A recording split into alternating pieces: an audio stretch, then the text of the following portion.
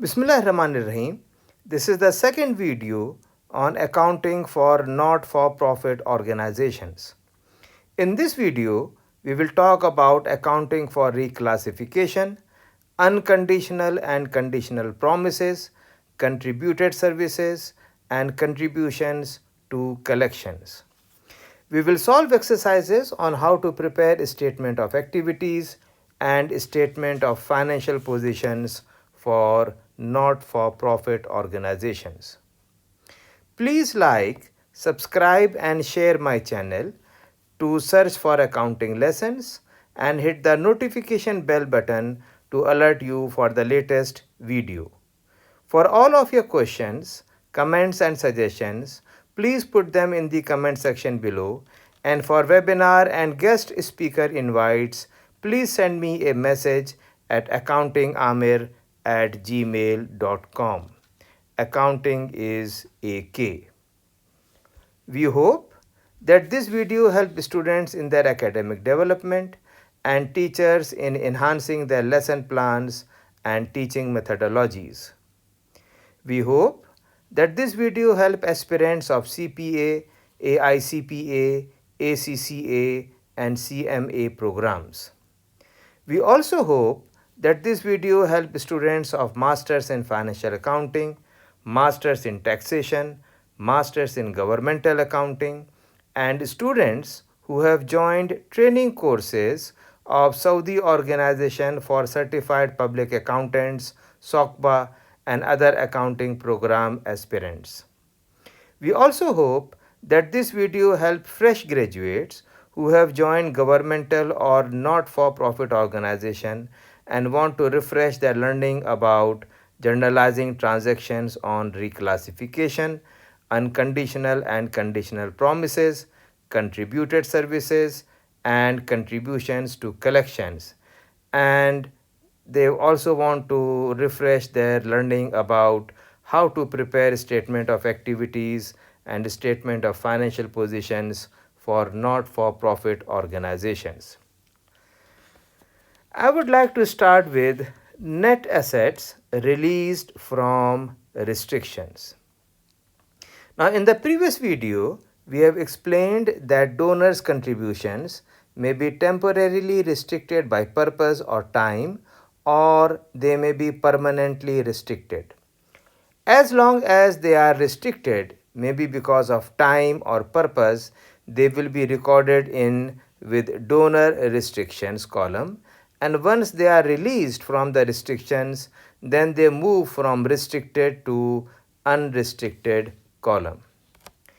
In the next slide, we will show how net assets are released from restrictions. Look at the negative value under the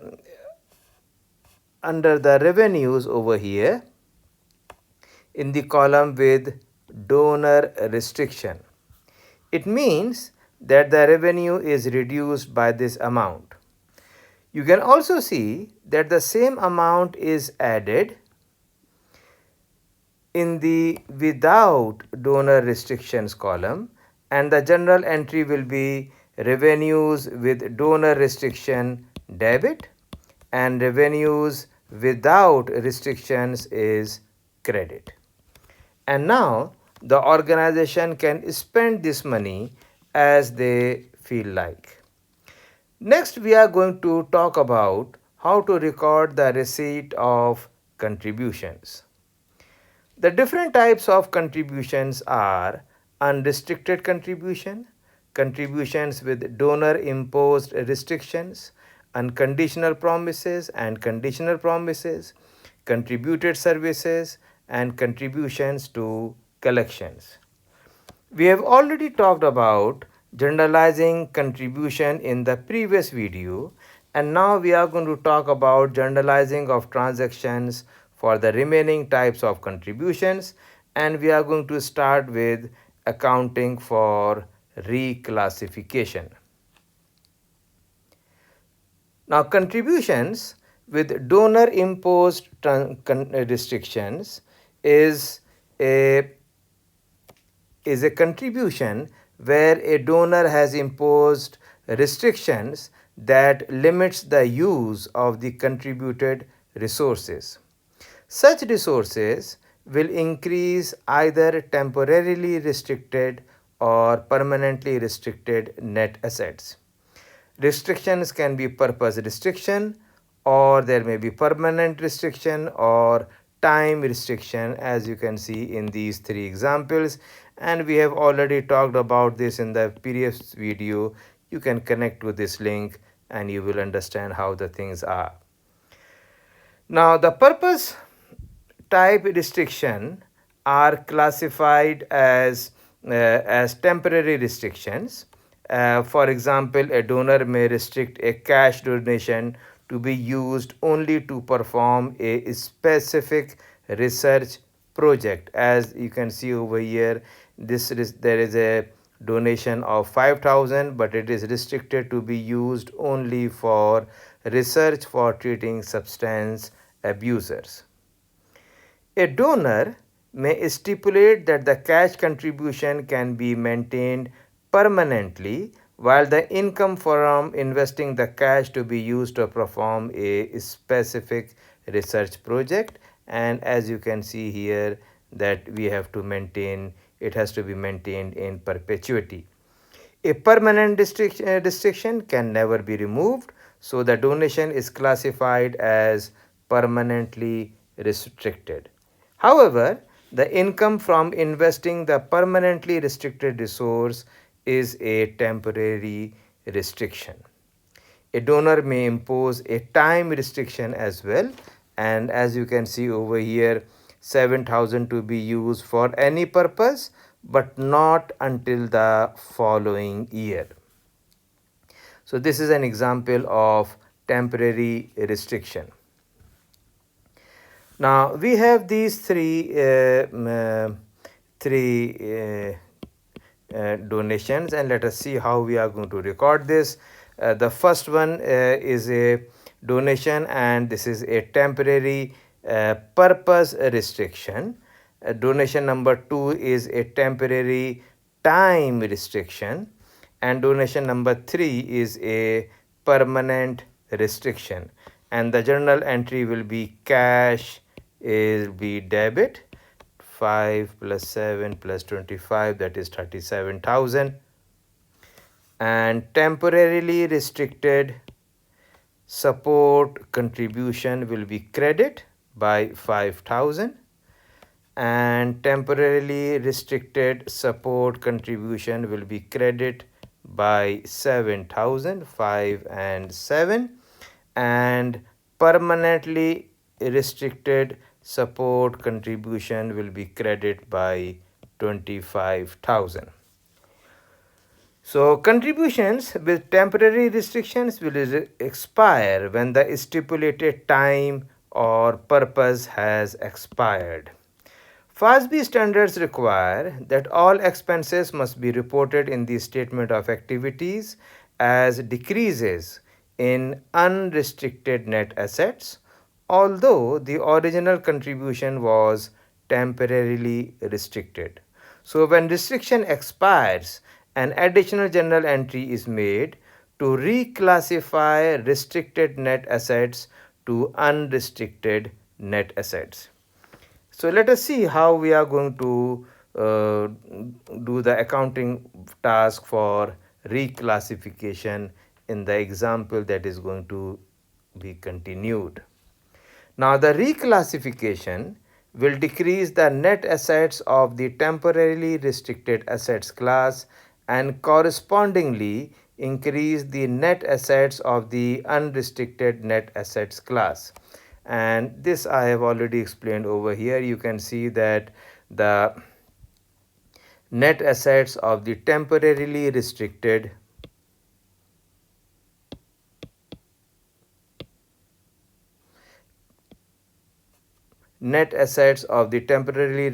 assets class are going to decrease over here, and at the same time the unrestricted is going to increase with an equivalent amount. So Let us go back and see how the three donations are going to be recorded. And now the not-for-profit organization spends 5,000 to do research and the contribution is used as intended. Now since the purpose restriction is satisfied and the spending occurs, the temporarily restriction resources become unrestricted, and at the same time the expense is reported as a reduction of unrestricted net asset, and the journal entry to record the program expense and the expiration of the restriction will be expenses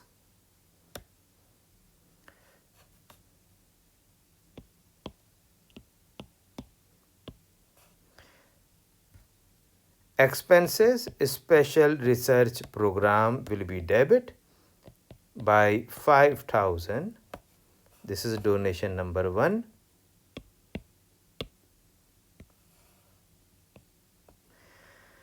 And cash is going to be credited by the equivalent amount of 5,000 to record the payment for research expenses. Now since the purpose restriction is satisfied, we have to reclassify temporary restricted asset to unrestricted asset, and the general entry will be temporarily restricted asset reclassification out. Because it goes out, satisfaction of purpose restriction is debit by 5,000, and unrestricted asset reclassification in. Satisfaction of purpose restriction is credit by 5,000. Now the second donation for 7,000 will be available for spending at the start of the new year, and since the time restriction is satisfied, the temporary restricted asset will be reclassified to unrestricted asset, and the journal entry will be temporary for this one number. Let me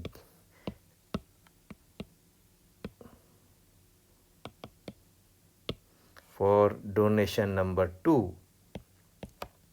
Temporary restricted asset reclassification out will be satisfaction of time restriction is debit by 7,000, and unrestricted asset reclassification in. Satisfaction of time restrictions is credit by 7,000 to record satisfaction of time restriction on donation number 2. The third donation will remain permanently in perpetuity as it is over here, and since the donor has stipulated that the income from the investment could be used for any purpose, the investment income will be recorded as unrestricted revenue investment income. Now, had the donor stipulated that the investment income had to be used for a specific purpose, the investment income would be recorded as temporarily restricted revenue investment income. If it is stipulated that the investment income will be used for the specified purpose, a reclassification entry would be made similar to that of donation number 1.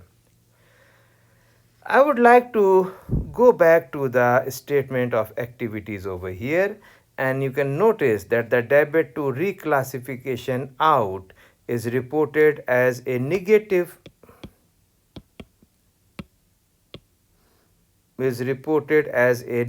amount under net assets released from restrictions in the temporarily restricted column. The credit to reclassification in is reported as a positive amount alongside the negative amount under net assets released from restriction in the unrestricted column. The reclassification cancels each other out. Please note 3 interesting observations. The contribution revenue is recognized at the time donation is made. Expenses are recognized when incurred even if the transaction occur in different accounting periods. And the changes in unrestricted net assets, the inflow reported by means of the reclassification, and the outflow, the expense, occur in the same accounting period. So, in the next slide, we are going to talk about unconditional promises. Now, a unconditional promise to give is an agreement to contribute cash or other assets to another entity that contains no barriers or hurdles that the donee must overcome to be entitled to the resources. So, an unconditional promise, also called a pledge, can be a written or oral agreement to contribute cash or other assets. Such unconditional promises depend on the passage of time or demand by the receiver of the promise. This is done as the promise makers generally feel bound to honor them. Therefore, unconditional promises are recognized in the financial statements as receivables and as revenues or gains when the promise are received. Such receivables are reported at net realizable value, and an allowance for uncollectible promises is established based on the not-for-profit organization's experience with collecting pledges and current economic circumstances. The contribution revenue is recorded net of allowance for uncollectible promises. FASB states that unconditional promises should be reported as temporarily restricted. The unconditional promise should be discounted to present value if the promise to pay is more than 1 year. The discount rate will be the average earning rate on investments or average borrowing rate of the not-for-profit organizations. So let us look into an illustration in this regard. Now, the not-for-profit organization receives an unconditional promise of 50,000.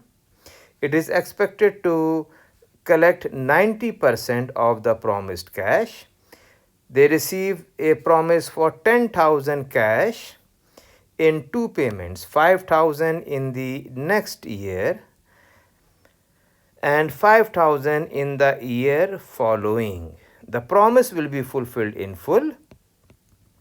So, the not-for-profit organization would make the following journal entry. First of all, we have contribution receivable debit, and this is debit by 50,000.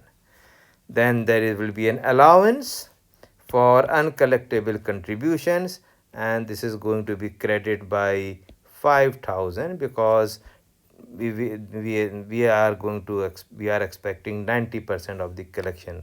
So 10% of allowance of 50,000 is 5,000. And unrestricted support contribution is going to be credited by the balancing amount, that is 45,000. And this general entry is made to record the receipt of promises to give cash this year less provision for estimated uncollectible promises.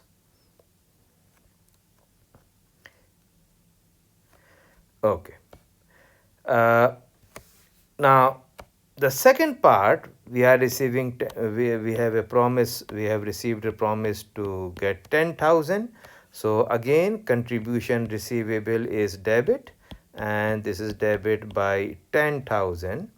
And then temporarily restricted support contribution will be credit.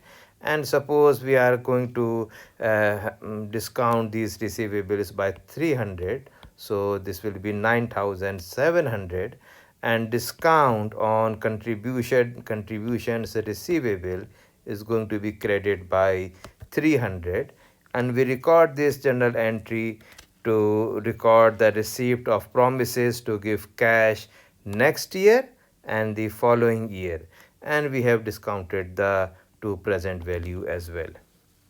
Next, we are going to talk about conditional promises.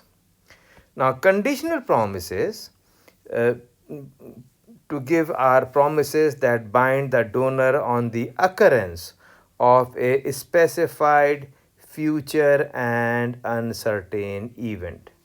Examples of conditional promise to give are: a donor promises to give 15,000 in cash to a not-for-profit organization, but only if the not-for-profit organization raises an equal amount from other contributors by a specific date, and a donor promises to contribute 20,000 as soon as the not-for-profit organization establishes a daycare center and starts admitting the children.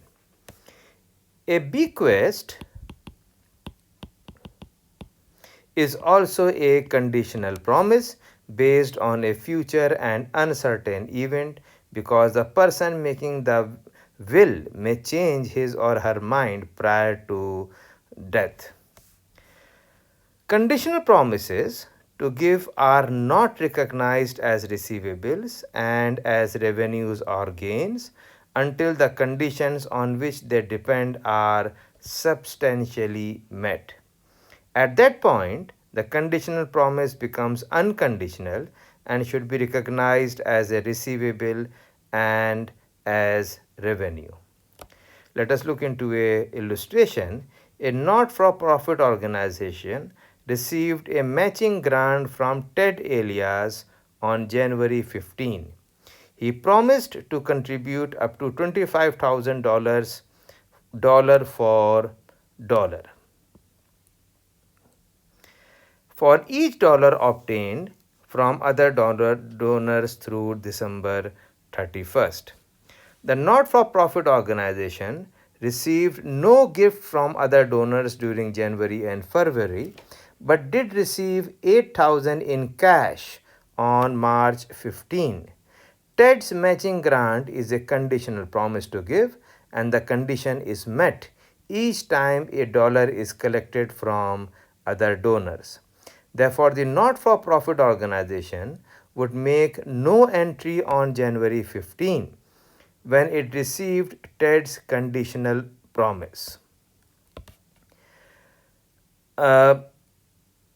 It would, however, make a journal entry on March 15, and the journal entry will be cash debit by 8,000, because this is what they are collecting, and contributions cash. Contributions receivable from Ted Elias is debit again by 8,000, and unrestricted support contribution is credit by 16,000. To record receipt of 8,000 cash from various donors and related promise by Ted Elias to match those donations. Next, let us talk about generalizing contributed services. Contributed services are recognized as revenues for a private not-for-profit organization when the service requires specialized skills, is provided by someone possessing those skills, and typically would be purchased if not provided by donation. Contributions of service must be recognized in the financial statements of a not-for-profit organization if the services received create or enhance non-financial assets or require special skills provided by individuals who possess those skills, and would typically need to be purchased if the services were not donated. Specialized skills are provided by accountants, architects, carpenters, doctors, electricians, lawyers, etc. The contribution revenue from contributed services is reported for the fair value of the donated services. We follow restrictive rule regarding contributed services so that the contributed services that do not meet the criteria are not recognized. For example, Assume a lawyer donates 5 hours to a performing arts center. He spends 3 hours preparing the contract and 2 hours selling the ticket. The fair value of the time he spends preparing the contract will be recognized as contribution revenues and as an expense. However, the 2 hours spent in selling the ticket will not be recognized as selling tickets, do not require specialized skills.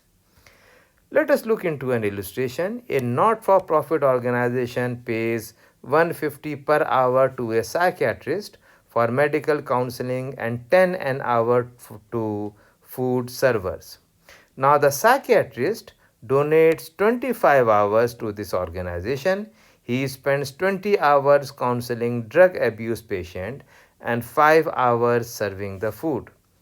The not-for-profit organization would make the journal entry as expenses, counseling services debit, and this will be debit 20 hours times 150, and that gives us 3000. And unrestricted support services is credit by 3000. To record the donation of the professional services, that is 20 hours times $150. Now no entry will be made for the 5 hours he spent serving the meal, as this service requires no specialized skills. Let us solve an illustration on generalizing contributed services. Now, for each of the following transactions, identify the net asset classification: unrestricted, temporarily restricted, permanently restricted, that is affected in the not-for-profit organization's financial statements for the year ended December 31, 2013. More than one asset class may be affected in some transactions, and look at the first transaction. A donor A gave the not-for-profit organization a cash gift of 50,000 in June 2012, telling the not-for-profit organization the gift could not be used until 2013. Identify the net assets classification in the journal entry made at the start of 2013. So obviously we have to reclassify. So temporarily restricted net assets reclassification out.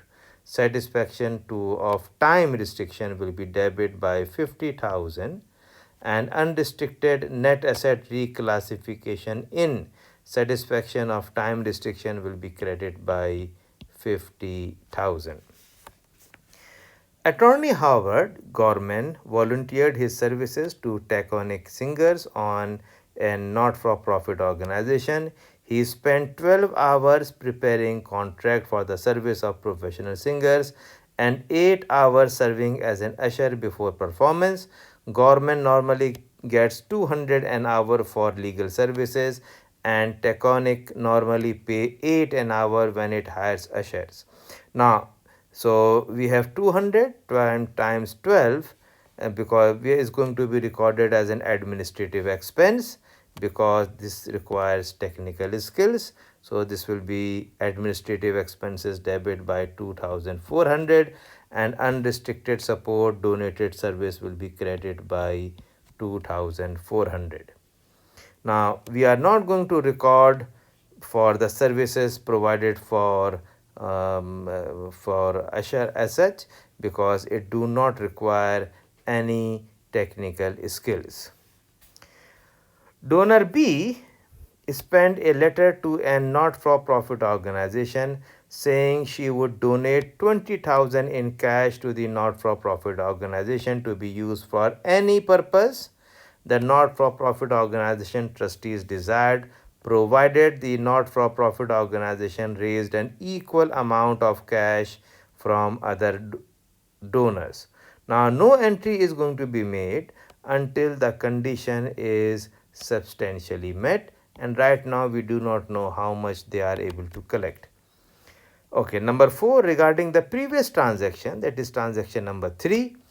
The not-for-profit organization raised 23,000 in cash from other donors and then notified donor B for its success in meeting her condition for the gift. So first of all, we have received cash. So cash is debit by 23,000 and unrestricted support contribution is credit by 23,000. And at the same time, there is a promise by a donor B that she would donate 20,000. So contributed receivables is going to be debit by 20,000 and unrestricted support contribution is credit by 20,000. Now donor C donates to a local museum a work of art having a fair value of 5,000 with the understanding that the museum will sell it at auction and use the funds for its general activities. So this artwork is for sale. So artwork for sale is debit and unrestricted support contributed art is credit by 5,000 because we record them at the fair value. Donor D advised a university that he has established an irrevocable charitable remainder trust administered by his attorney, whereby his wife will receive income from the trust as long as she lives. At her death, the remaining trust assets will be distributed to the university as permanent endowment.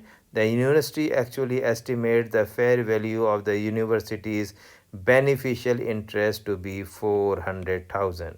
So this contribution is receivable, charitable remainder trust, and this is going to be debit by 400,000, and there is a permanent restriction, so that's why it is credit by 400,000.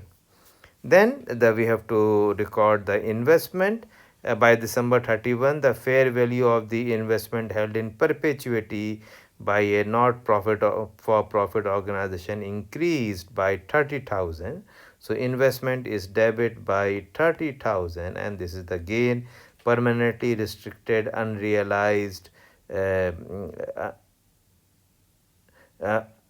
realized gains and losses on investment credit by 30,000.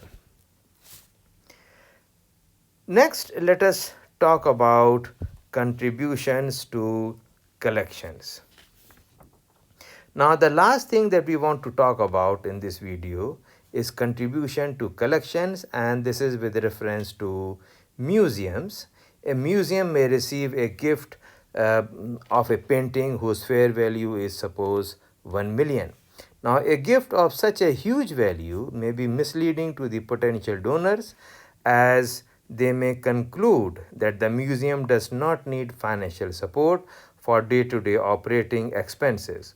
So the question is how to recognize such contribution. Should it be recognized as revenue or as an asset? Now, FASB allows the not-for-profit organizations the option of not recognizing donated work of art, historical artifacts, rare books, and similar assets as revenues or gains and assets, provided the donated items are added to collections and the collections meet all of the following conditions. Number 1, held for public exhibition, education, or research in furtherance of public services rather than financial gains, protected or kept unencumbered, cared for, and preserved. It is subject to an organization policy that requires the proceeds from the sale of collection items to be used to acquire other items for collections.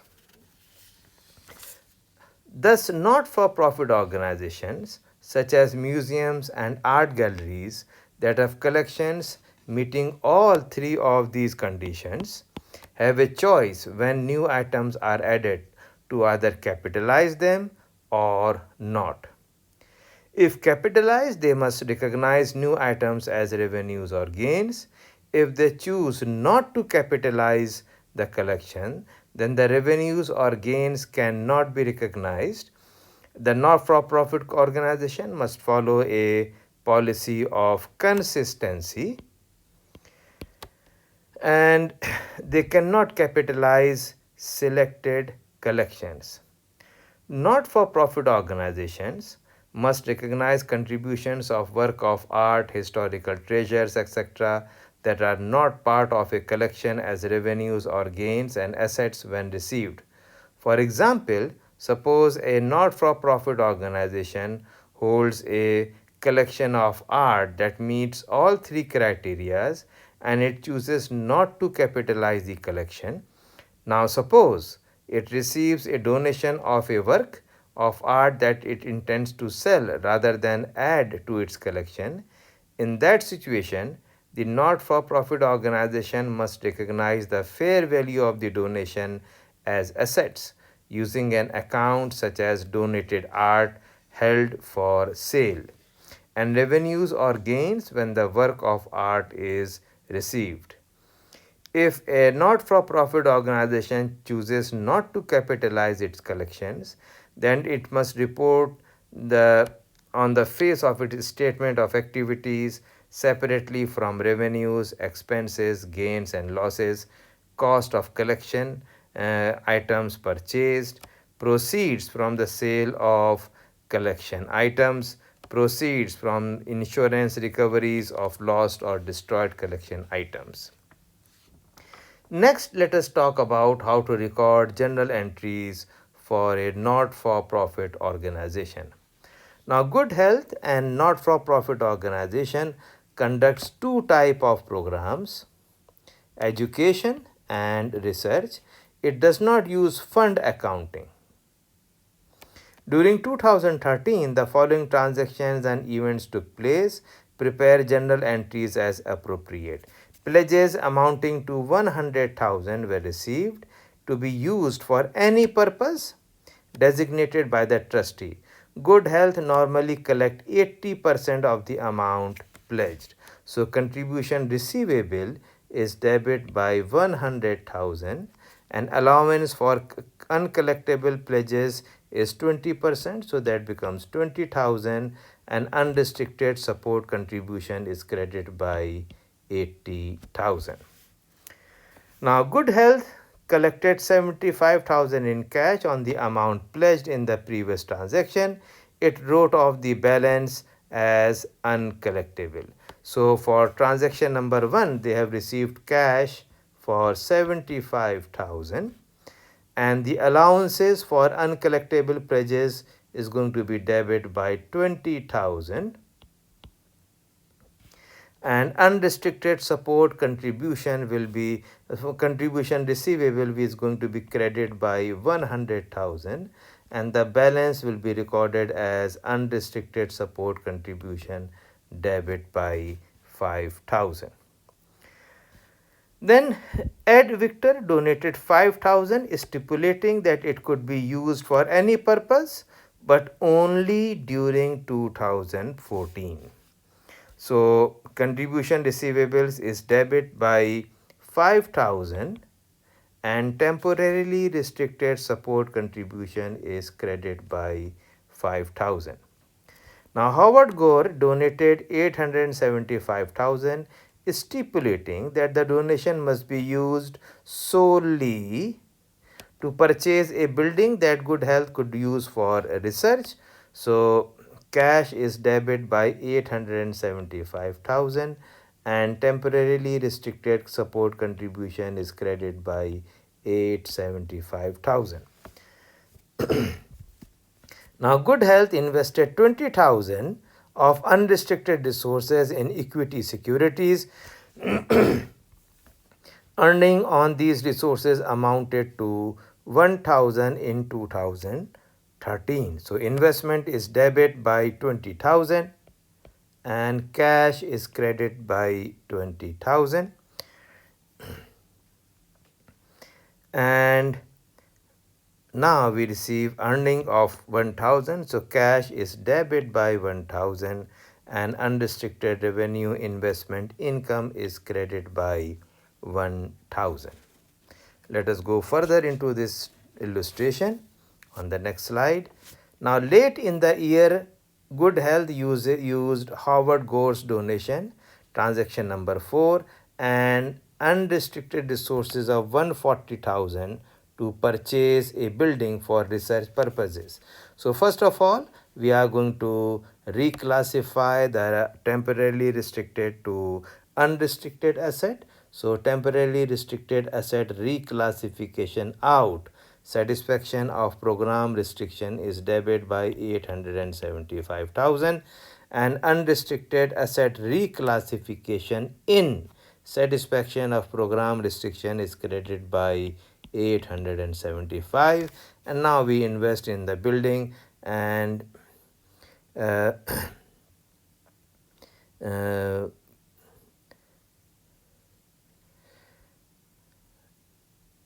okay.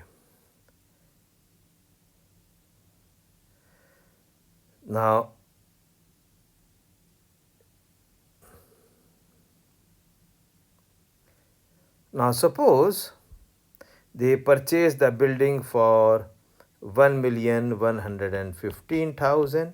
So building is debit by 1,115,000 and cash is credited by an equivalent amount. Now, number 7, the following services were donated to Good Health: audit of the financial statement by an accounting firm for 5,000. So, this is an administrative expense that is debit by 5,000. Ushering services at educational meetings provided by high school students, if paid for these services, would cost 1,000. Uh, Professional services by an advertising agency in connection with fundraising campaign of 3,000. So this is fundraising again, and this is fundraising expense is debit by 3,000.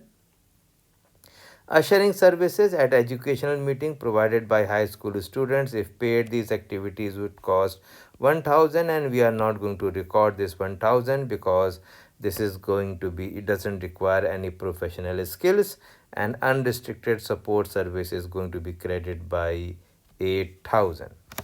We go to number 8. At year end, the investment referred to in transaction 5 had a fair value of 22,000. Now, if you can recall, the investment was for 20,000 and now the value has increased. So, investment is going to be debit by 2,000 and unrestricted gains is going to be credited by 2,000. Number 9, Good Health conducted a fundraising campaign. The donation were to be used solely for research into the causes of a particular disease. Donations totaled 45,000. So cash is debit by 45,000 and temporarily restricted support contribution is credited by 45,000. Good Health paid 35,000 for expenses on the research project in the previous transaction.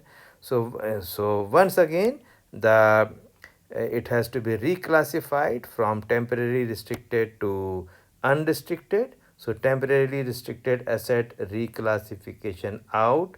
Satisfaction of program restriction is debit by 35,000. Unrestricted asset reclassification in. Satisfaction of the program restriction is credited by 35,000. And now we are going to record the expense. Expense research program debit by 35,000 and cash is credited by 35,000. Next, let us see how to record journal entries using classifications of net assets. Now, the Mona Lisa Museum of Fine Art is a not-for-profit organization that derives most of its resources from wealthy patrons. Mona Lisa has recently changed its accounting system to eliminate the use of a separate fund. All journal entries are made so as to indicate which of the three net assets classification are affected. The following transactions and events occurred during 2013. Prepare general entries for these transactions and events and identify the affected classifications of net asset. Now, cash of 40,000 was received from donors who stated that it could be used for any purpose desired by the museum. So, cash is debit by 40,000 and there is no restriction. So, unrestricted support contribution is credited by 40,000. A donor gave the museum 10,000, stipulating that the money be used only to acquire fine examples of Weller Dickensware pottery. So cash is going to be debit by 10,000, and once again there is a temporary restriction and it is going to be credited by 10,000. Now, Elias Godbuck sent Mon Eliza a letter stating that he would donate 15,000 to the museum to purchase examples of Sarah Dawn's quilt work, provided the museum conducted a special campaign that raised at least 25,000 to buy additional examples. So again, we are not going to make any entry because there is no news how much the organization has collected. Number 4, the museum spent 4,000 to acquire a fine Weller Dickensware vase. Assume that Mona Lisa capitalizes its pottery collection. Now, so collection pottery, as we are assuming it is capitalized, is debit by 4,000 and cash is credited by 4,000, and we are going to reclassify the temporary restriction to unrestricted. So temporarily restricted asset reclassification out is debit by 4,000 and unrestricted asset reclassification in is credited by 4,000. Now, Mon Eliza contacted wealthy patrons to raise funds to buy Sarah Dawn's quilt work. It obtained 30,000 in pledges, all likely to be collected. Mon Eliza then wrote to Eliza advising him it has raised 30,000. So they have collected 30,000. So there is a receivable of 30,000 now. So contribution receivable is debit by 30,000 and temporarily restricted support is credited by 30,000. At the same time, there is a contribution receivable from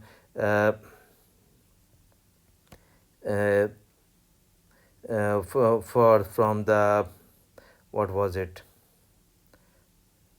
15,000. Eliza got bucks and more, so they have collected from now more than that, 30,000. So contribution receivable from E got bucks is debit by 15,000 and temporarily restricted support is credited by 15,000. We go to number 6. Attorney Ted Flute donated his services to the museum. He spent 4 hours on museum legal matters and 3 hours as a salesperson. Mr. Flute bills $250 an hour when he works as an attorney, and only the attorney is required specialized skills. So expenses administration is debit by 1,000 and unrestricted support is credited by 1,000. Now, during the year, Mon Elisa received several artwork having a total fair value of 45,000. Mon Elisa does not capitalize its art collection, but it holds the art for public exhibition, protects and preserves the work, and uses the proceeds of any sales to acquire other work for its collection.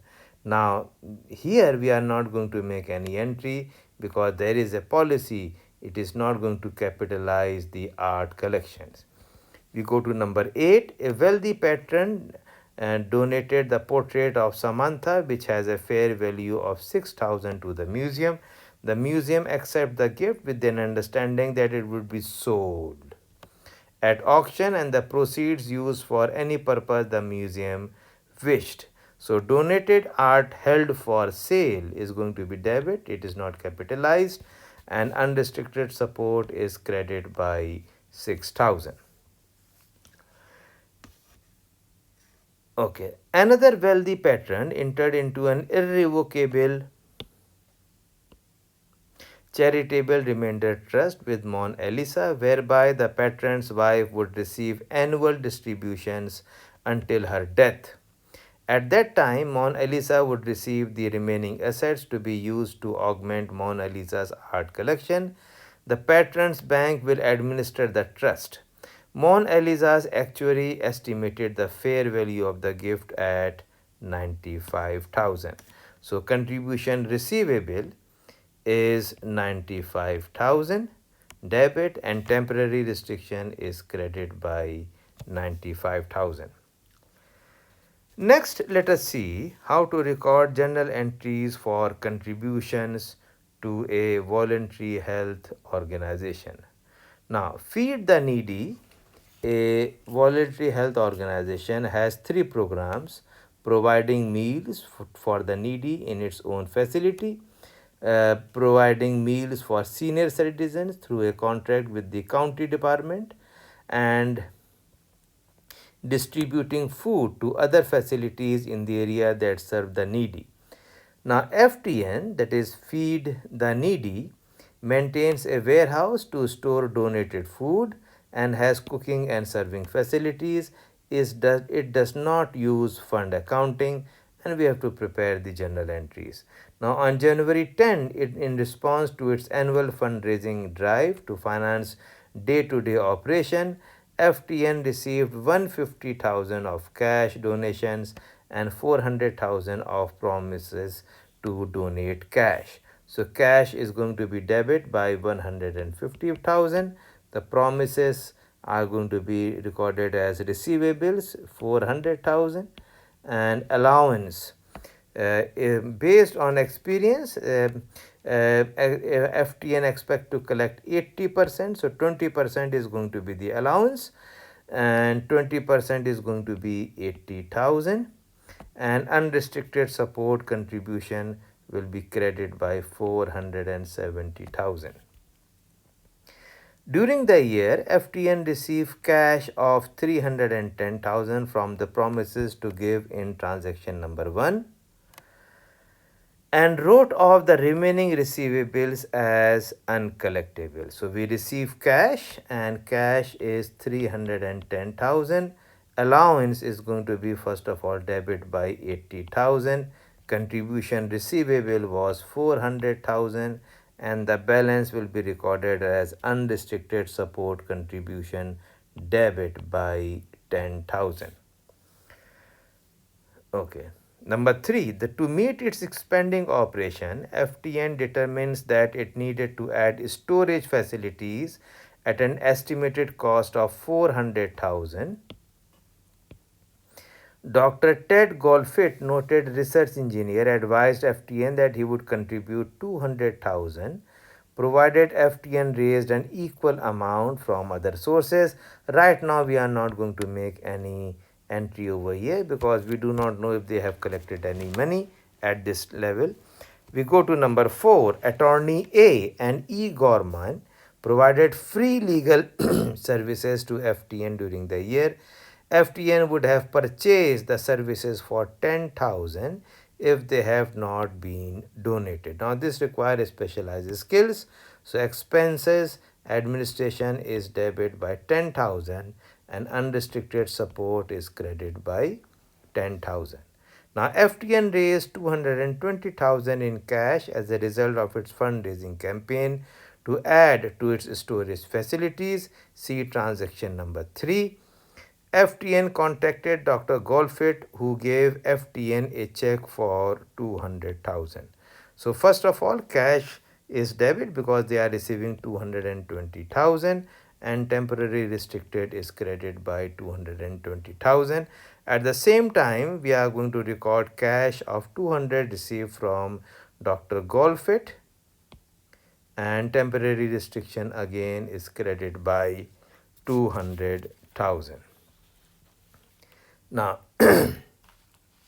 FTN constructed additional storage facilities at a cost of 425 It paid for the facilities by using 420,000 it has raised for that purpose and by using 5,000 of its unrestricted available cash. So first of all the temporary restriction has to be removed, and this is going to be debit by 420,000 and unrestricted is going to be credited by 420,000. Then they have built the warehouse for 425,000 and cash will be credited by 425,000. We go to number 7.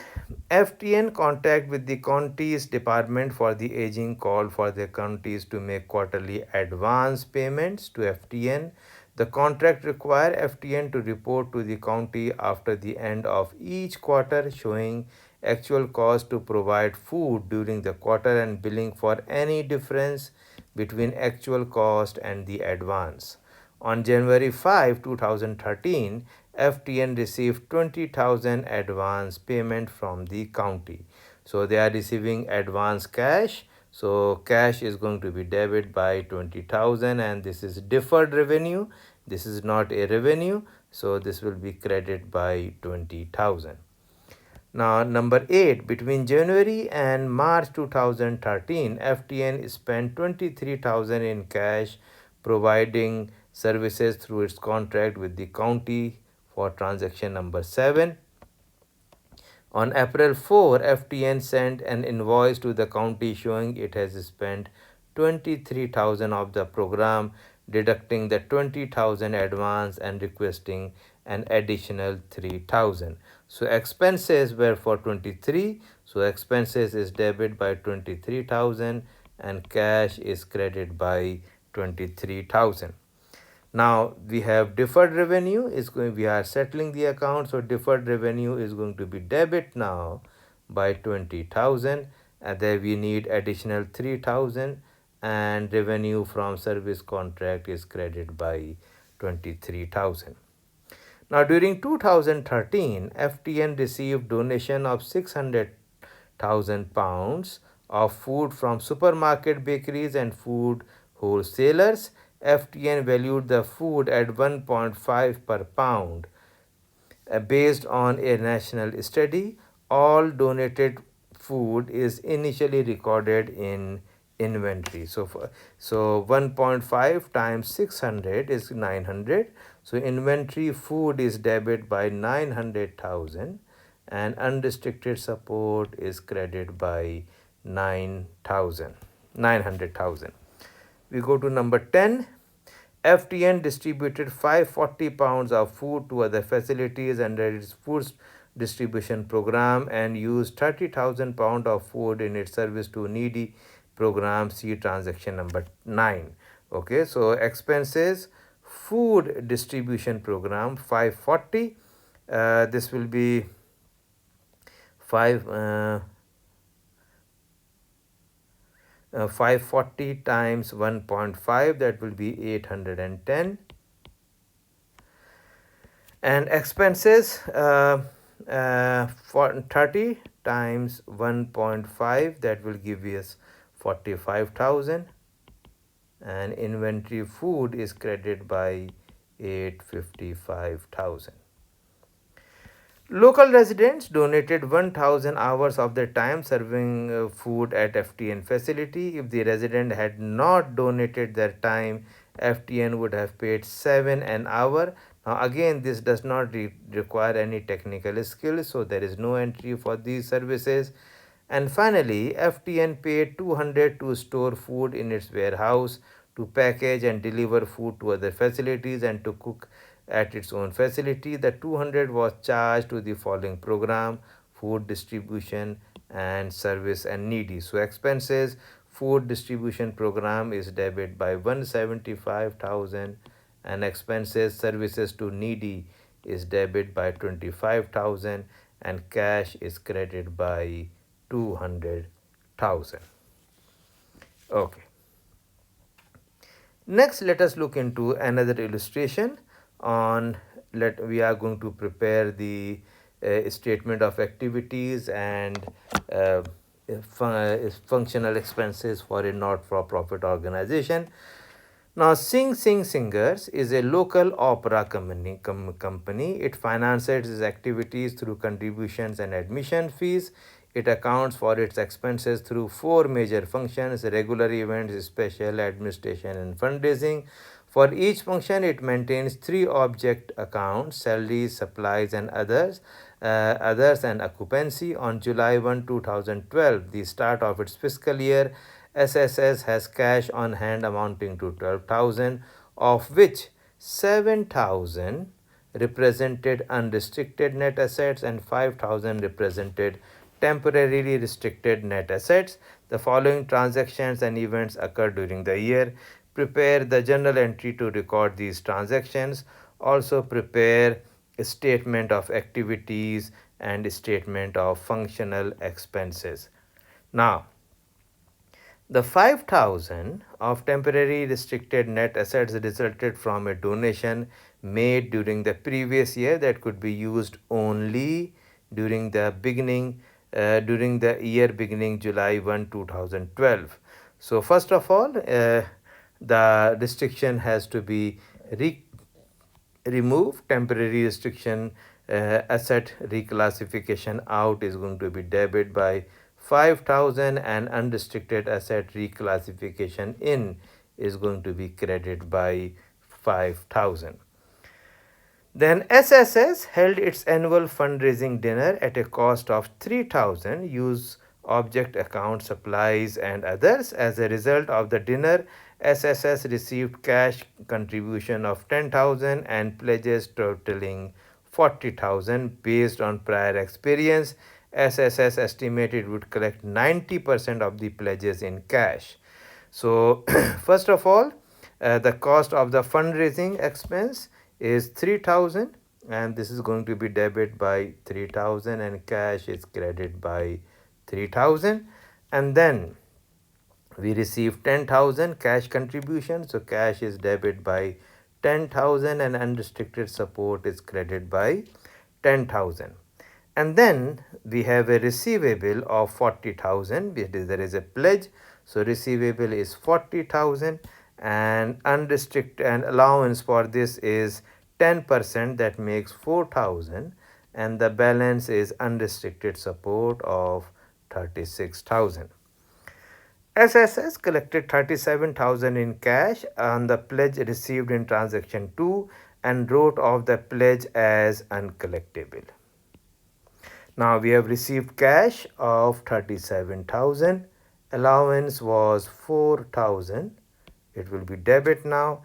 Now contribution receivable is 40,000 and the balance is unrestricted support contribution, debit by 1,000. Number 4, SSS trustees received the following cash donation: 15,000 from T. Robbins to be used solely for the purpose of a special presentation of the marriage of the Figaro at the Shawshank Correctional Center in Ossining. So we have 15,000 and 25,000 from the Chester County Council on the Arts to be used for any purpose deemed appropriate by the trustees. So we are receiving cash of 15 and 25, that makes 40,000, and there is a temporary restriction for 15,000 and there is unrestricted support for 25,000. Next, SSS performed the marriage of Figaro at Shawshank, spending the entire 15,000 donations on salaries for the performers. Expenses were charged to a special event. So first of all, that temporary restriction has to be removed. So it is going to be debit by 15,000 and unrestricted is going to be credited by 15,000. And we are going to charge the entire amount for the salaries. So special event expenses, salaries is debit by 15,000 and cash is credited by 15,000. Okay. We go to number 6. SSS collected 162,000 in admission fees from its opera performances during the year. So there we are receiving cash, and cash is 162,000, and this is the revenue as admission fees. Now it also had the following expenses which is paid in cash. So regular events expenses is debit by 150,000. Regular event expense supplies and others is debit by 30,000. Occupancy is debit by 20,000. And then special events expense salaries is debit by 15,000. uh, Special events expense supplies and others is debit by 3,000. Then special events expense occupancy is debit by 2,000. Then we have administration expenses. Salaries is debit by 12,000. Administration expense supplies and others is debit by 1,000, and cash will be credited by the total of this amount, that is 233,000. We go to number 7. SSS received the benefit of the following donated services during the year. M. Freeman, a lawyer, prepared contract with the performer. Had Freeman charged for this work, the cost to SSS would have been 4,000, and this will be recorded as administrative expenses. W.A. Mozart, a carpenter, constructed sets for the regular events. Had Mozart charged for this work, the cost to SS would have been 8,000. So this is regular event expense, supplies and others, debit by 8,000, and unrestricted support services is credited by 12,000. Uh, for number C, local banker G. Donizetti and G. Pusini served as ushers for all performances. Had SSS paid for this work, the cost would have been 1,000. And because they are providing the service as ushers, so we are not going to record them as it is doesn't require any specialized skills. So these are all the transactions we have done, and in the next slide all the journal entries are here, and I have made the T account to determine the balances, and on the basis of these T accounts we are going to record the statement of activities. Now for the first one, first of all we prepare the statement of activities, and we have contributions over here, and we have unrestricted contribution of, you can see, 72,000. So unrestricted contribution is 72,000, and there is a temporarily restricted contribution of 15,000. So that is recorded over here, 15,000. Then we have donated services, and donated services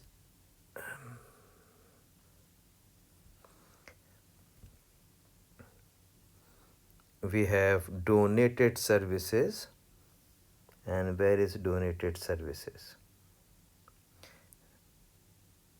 Donated services is for 12,000. And then we have admission contribution is 72,000 unrestricted and 15,000 temporarily restricted. Donated services is 12,000. Then we have admission fees, and admission fees is 162,000. Then net assets released from restriction, satisfaction of time restriction, and you can see that we have a debit of 5,000, and so this is going to be in bracket or negative 5,000 we are, and then it is going to we have a credit of 5,000, and that is going to be recorded as unrestricted. Then we have satisfaction of program restrictions, and for this you can see we have temporary restriction assets of 15,000. We have a debit over here, and this will be in the 15,000, and then unrestricted is credit for 15,000. So we make the total, and the total revenue gains and other support is 266,000, and this will be negative 5,000. Next we look into the regular events, and we have three regular events: 150 plus 38 and plus 20. So 170, and this will become 208,000. Then we have special events, and special events are 3,000 plus 2,000, 5 plus 12 is 17,000. Sorry, this is administration. So we have 3 plus 2, and that makes 5 plus 30. So that makes 35,000. Then we have administration. Administration, we have 12,000 and 5,000. So that makes 17,000. Then we have fundraising, and fundraising is 3,000. So the total expenses now are 263,000, and we make the total. This will be 87,000, this will be 12,000, 162,000, this will be 0 obviously, and 266 minus 5 is 261,000. Regular events is 208,000, 35,000, 17,000, and 3,000. So this makes a total of 263 again. Now the changes in the net assets, that is total revenue minus the total expenses, is 3,000, and this will be negative 5,000 over here, and this will be negative 2,000. Now net assets at the beginning of the year was given over here as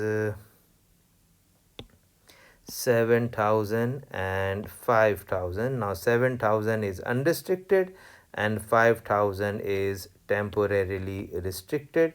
So we are going to put them in the appropriate column: 7,000 and 5,000. So the net assets at the end of the year is 10,000. This will become 0, and this is going to be 7 plus 5 is 12,000. 12 minus 2 is 10, and that's how we verify our answers. Next, we are going to prepare the fiscal year statement of functional expenses, and we are going to look into the regular event salaries, and the regular event salaries is 150,000.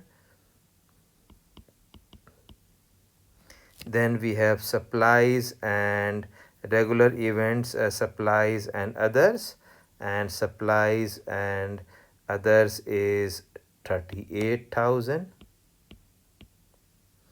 Then we have occupancy of 20. So this is 38,000 and this is 20,000. Then we have special events, and for this again we have the salaries for special events, and the salaries for a special event is 30,000. Then we have supplies and others for special events, that is 3,000. Then we have occupancy, special events, and this is, where is it? Special events occupancy of 2,000. Then we have administration. For administration, we have salaries of 12,000 and supplies and others is 5,000. And there is nothing as far as occupancy is concerned. For fundraising, we have only one, and that is for 3,000. For supplies and others, that is 3,000. So now we make the total, and the total will be 208,000, 35,000, 17,000, 3,000, and we have here 192,000, 49,000, 22,000, and 263,000. So that's how we prepare the statement of functional expenses. And next, let us solve another exercise on journal entries for a voluntary health organization. Now, Youth Services Agency is a voluntary health welfare organization that provides counseling and recreation programs for youthful offenders. YSA programs are financed through a contract with the country in which the agency is located and through contributions from local citizens. Its contract with the counties provides for reimbursement of allowances, allowable cost, based on monthly billing to the county. YSA does not use fund accounting, but it does identify all revenues by net asset class. Following are three transactions and events that occurred during 2013, and we have to prepare journal entries, then identify all revenues within the journal entries as unrestricted, temporarily restricted, or permanently restricted. Now they have received a pledge of gift in the amount of 30,000 to be used as the YSA trustees consider appropriate. Based on experience, YSA CEO believe that 90% of the pledge will be collected. Now receivable is 30,000, that is debit by 30,000. Then we have unrestricted support contribution, and because we can collect only 90%, that becomes 27,000, and allowances for uncollectible pledges is credited by 3,000. Then YSA collected 25,000 in cash on the pledges received in transaction 1. It also wrote off 1,500 of the pledges as uncollectible. So we have cash debit by 25,000. Allowances are going to be credit by 1,500 now, and contribution receivable is 26,500. Now, number 3, YSA received a gift of 100 shares of equity security that has a fair value of 3,000 at the time of the gift. The donor sent the CEO a letter with the gift saying that proceeds of the security should be used only to purchase athletic equipment and uniforms for the basketball team. So we have received 3,000. So investment is debit by 3,000 and temporary restriction is debit by 3,000. Now YSA realized 2,800 in cash from the sale of the securities received in transaction number 3. So we receive cash 2,800. Now temporary restricted net realized unrealized and realized gains and losses is going to be debit by 200, and investment is credit by 3000. YSA paid 800 in cash for athletic equipment using the proceeds received in transaction number 4. The expense was charged to recreation programs. So temporary, first of all, we are going to reclassify the restrictions from temporary to unrestricted. So that is debit by 800 and unrestricted is credit by 800. And we are charging against a recreation program. So recreation program expense is debit and cash is credit by 800.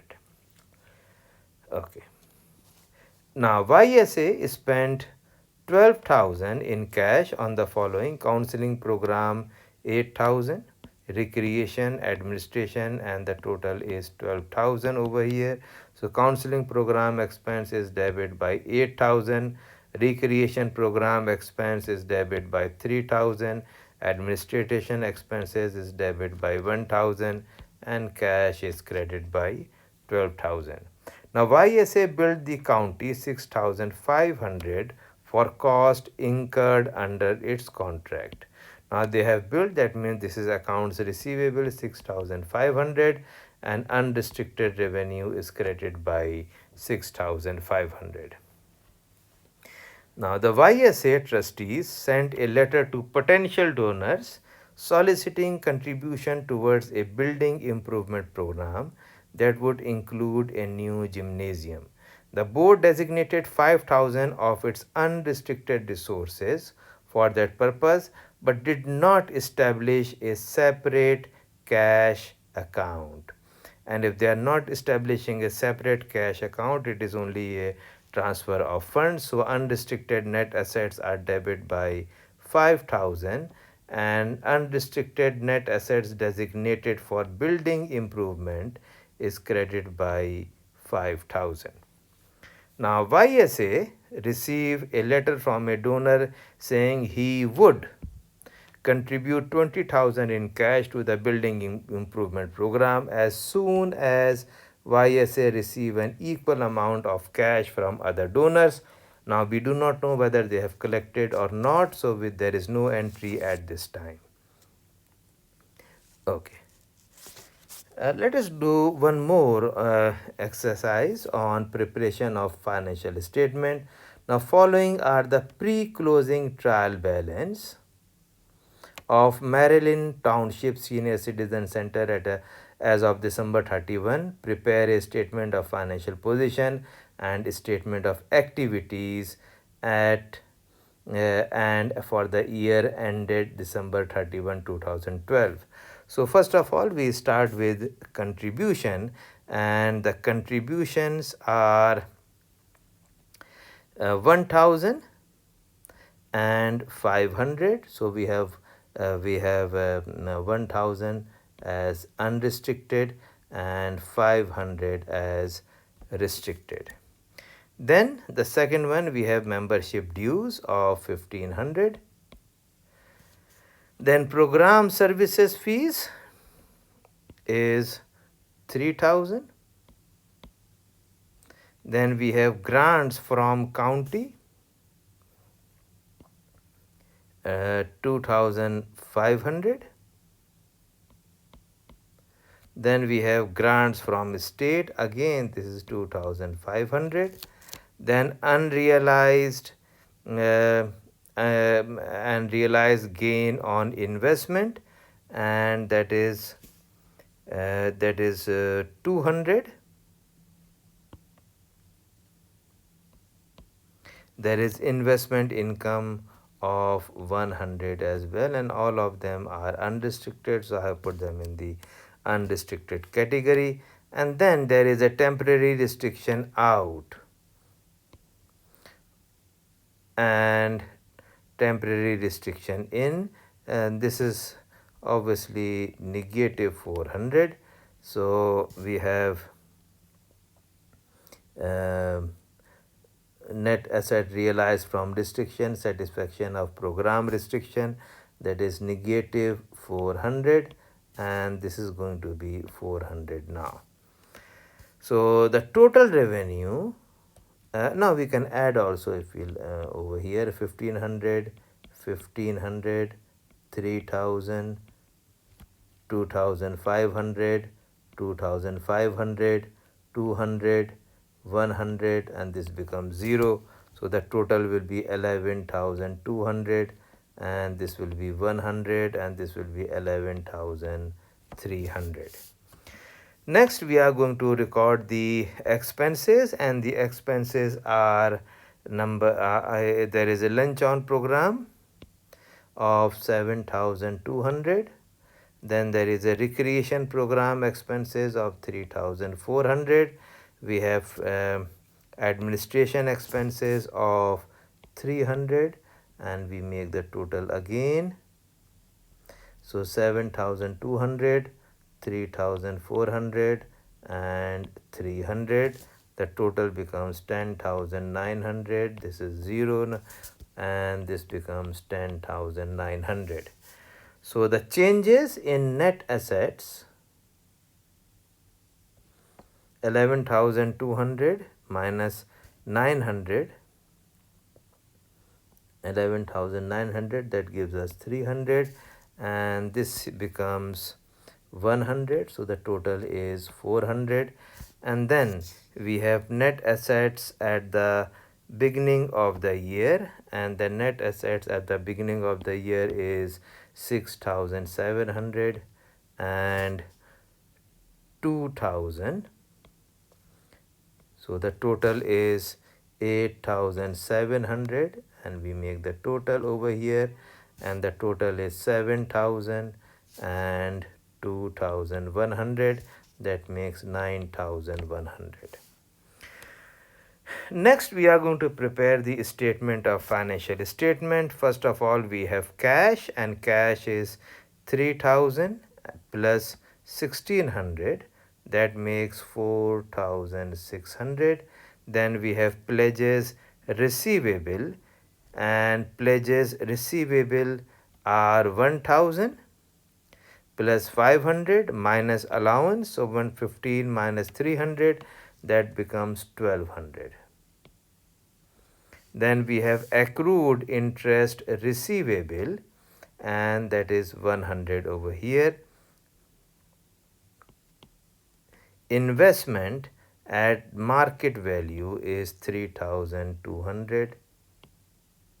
So the total assets are 9,100. Now there are no liabilities over here, so obviously liabilities is 0. Then we have net assets over here. Unrestricted is 7,000. So we have 7,000 over here. We have temporary restricted 2,100. So the total net assets is 9,100, and total liabilities and net assets is 9,100. So this completes our illustration on preparation of financial statement for a voluntary health organization. And finally, we go for journal entries for a not-for-profit museum. Now, London Dairy Fine Art Center is a museum dedicated to collecting and displaying works of Vermont artists. It requires works of art primarily from direct donations and from income provided by permanent endowments. It does not, however, capitalize its art collection and does not recognize revenue when artworks are contributed to the collection. They protects and cares for its artwork and has a policy of using the proceeds from the sale of collection items solely to acquire new work of art. Londonderry Fine Art Center charges all expenses to 4 programs: curational and exhibition, art acquisition, education and public service and administration, make journal entries to record the following transactions. Now, donor A contributed several works by N. Rockwell, which has an estimated fair value of 30,000 and were accepted by LFAC for its permanent collection. Now, no entry over here because they do not capitalize. We have already seen over here it does not, however, capitalize its art collection. Number two, donor B contributed a painting not done by a Vermont artist. The donor agreed that LFAC would hold it for sale. It had an estimated fair value of 2,000. Now, because this is held for sale, we are going to record. So, donated art held for sale is debit by 2,000 and unrestricted support is debit by credit by 2000. Then LFAC sold the non-Vermont artist painting referred to in the previous transaction for 2100. Is use the proceeds together with 1900 of its unrestricted resources to acquire several serigraphs by H. Sholkar. So cash is debit by 2100. Donated art held for sale is going to be credit by 2000 and gain on sale of art is also credit by 100. Okay. Then they have acquired for, so this will be program expenses 2100 plus 1900, that becomes 4000 and cash is credited by 4000. Now, on one of LFAC's permanent endowment provided investment income of 6,000. When she made the gift to LFAC, the donor had stipulated that all investment income be used solely for a special program to train local residents in the art of print making. So cash is debit by 6,000 and temporary restriction is debit by credit by 6,000. Now LFAC spent 6,000 on the training program described in transaction number 4.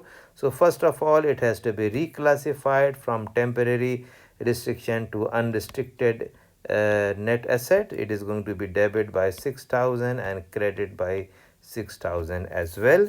And now we are making these expenses. So program expenses are debit by 6,000 and cash is credit by 6,000. Now we go to number 6. Local residents donated 1,000 hours of time collecting museum admission fees. LFAC estimate these services had a value of 10,000. Also, a retired skilled craftsman donated 80 hours cleaning and preserving work of art recently acquired by the museum. LFAC estimated these activities had a value of 4,000. Now, this service by the craftsman for cleaning is going to be recorded. It requires specialized skills, but the time donated by local residents, okay, for collecting museum admission fees, they don't require specialized skills, so we don't record this. So program expenses is debit and unrestricted support contribution services credit. We go to number 7. Admission fees to the museum totaled 30,000. So cash is debit by 30,000 and unrestricted revenue admission fees is credited by 30,000. As a result of a weakened stock market, the fair value of the permanent endowment held by the museum declined. And when it declines, then obviously net, this is a loss, so it is going to be debit by 60,000 and investment is going to be reduced by 60,000 as well. Then LFAC paid curational and exhibition expenses of 80,000. So program expenses, curatorial and exhibition is debit by 80 and cash is credited by 80. So this completes the illustration on general fund and special on generalizing not for profit organization. We have solved illustrations on reclassification, unconditional promises, conditional promises, contributed services, contribution to collections. We have explained how to prepare a statement of activities and a statement of functional expenses. We have explained generalizing for a voluntary health welfare organization and preparation of their financial statements. And finally, we have explained how to generalize entries for a not for profit museum. So I hope you have enjoyed this presentation, and if you found value in this video, then please like, subscribe and share my channel and hit the notification bell button to alert you for the latest video. For webinar and guest speaker invites, please send me a message at accountingamir@gmail.com. Remember, effective questioning brings insight, which fuels curiosity, which cultivates wisdom. If you have any question or any suggestion regarding this session, then please put them in the comment box below or by email, and inshallah I will reply you back. Thank you so much and happy learning.